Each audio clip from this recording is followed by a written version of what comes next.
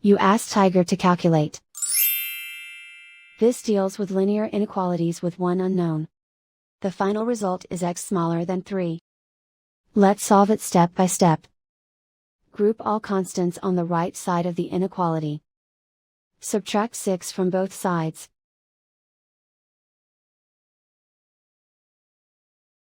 Simplify the arithmetic.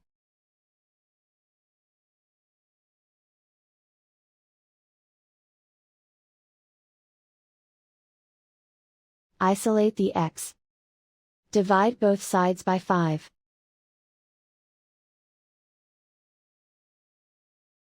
Simplify the fraction.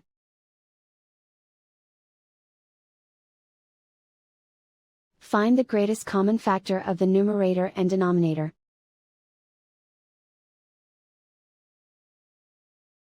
Factor out and cancel the greatest common factor.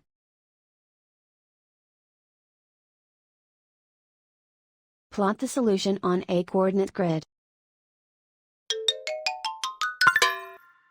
And so the final result is x smaller than 3.